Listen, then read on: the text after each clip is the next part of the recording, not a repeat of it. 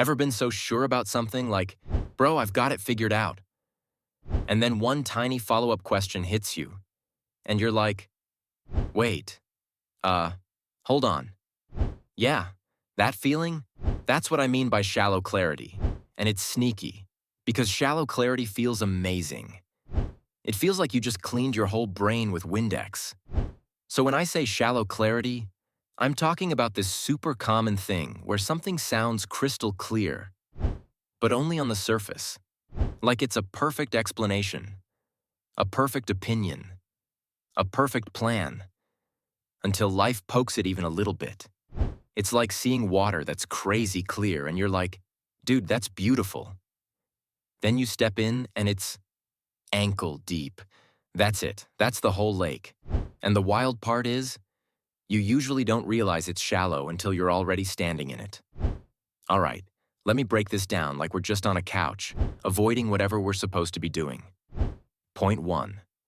What shallow clarity actually is, and why it feels legit. Shallow clarity is basically a clean, simple explanation that gives you a sense of certainty, but it's missing the deeper stuff that makes it hold up. It's clarity that's mostly vibes. It usually sounds like, it's just because of this one thing. Here's the real truth. People are like this. The reason you're stuck is that. And in the moment, it's intoxicating. Because messy stuff feels stressful. Real life is complicated. People are weird. Outcomes are random. And shallow clarity is like putting everything into one neat little box so your brain can finally exhale. Like, imagine your friend is spiraling about dating. You hit him with, bro, the problem is you're too nice. Boom, clean, punchy, feels like a movie line. But then, what does too nice even mean? Nice how? To who? In what situation? What about the times being kind is literally the reason someone stays with you? See how it starts to wobble? That wobble is the moment shallow clarity shows itself. It's not that it's always wrong. It's that it's not complete enough to carry the weight you're putting on it. And here's the sneaky part. Shallow clarity and deep clarity feel the same at first. That's why it catches smart people too. Because your brain loves a clean story. Point 2. Why your brain is obsessed with shallow clarity. Your brain is basically running battery saver mode 24/7. It loves simple causes, clear villains, obvious heroes, straight lines from problem to solution. Because uncertainty is expensive, mentally, emotionally, even socially. Shallow clarity is like fast food certainty. And bro, the world is set up to sell it to you constantly. Think about it. Everywhere you look, the loudest messages are the cleanest ones. The reason you're broke is mindset. The reason you're single is modern dating. The reason you're tired is carbs. The reason society is collapsing is this one group.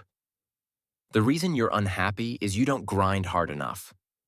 It's always one lever, one cause, one real truth they don't want you to know. Because that stuff spreads. It fits in a caption. It fits in a rant. And there's another sneaky thing. Shallow clarity gives you an identity. If you latch onto a simple explanation, it's not just an idea anymore. It becomes a tribe thing. It becomes, oh, I'm the guy who sees through the BS. I'm the guy who knows what's really going on. I'm the guy who's not a sheep. And yeah, that feeling is powerful. Because now you're not confused, you're not lost, you're not floating in chaos. You're right, you're awake, you're locked in. Even if the whole thing is basically a motivational poster with a protein shake. And I'm not even clowning it. I've done it too. Shallow clarity is comforting. It reduces the world. But reducing the world isn't the same as understanding it. All right? Point 3. The sound of shallow clarity. It ends conversations. Shallow clarity has a tone. You can almost hear it. It talks like it's final. It doesn't invite questions. It shuts questions down. It's got these little verbal shortcuts that feel like mic drops. It's simple, bro. At the end of the day, people don't want to hear this, but the truth is, it's just common sense. And the point isn't to explore. The point is to conclude. It's like the explanation is wearing sunglasses indoors. And the more emotional the topic is, money, relationships, politics, purpose, the more tempting shallow clarity becomes. Because those topics aren't just confusing, they hit your ego, your fear, your hope. So you grab a clean explanation like it's a life raft. Like, say you're stressed about your job. You're not sure if you hate the job, or if you're just tired, or bored, or scared to change. It's messy. Then you see a clip that goes, "Bro, if you're not obsessed with your work, you're wasting your life." And suddenly, clarity. Oh, that's it. I'm not obsessed. That's the problem. But it's shallow clarity because it takes a complicated human life and flattens it into a hype quote. And hype quotes have their place, but they're not the same as understanding. Now, point 4. The moment shallow clarity collapses. One extra question. Shallow clarity holds up great in the safe zone. It collapses in the yeah, but zone. The second you add, yeah, but what about? Okay, but in this situation? Sure, but how does that explain? But what if the opposite happens? That's where you find out if it's deep or shallow. Shallow clarity hates follow-ups because it's not built like a real structure. It's built like a movie set. Looks like a building from the front, and from the side it's just wood and tape. Take this one. Confidence is everything. Sounds clean, feels true. But then you think for 2 seconds and you're like, okay, confidence in what? Confidence with no skill? Confidence while being wrong? Confidence while being a jerk?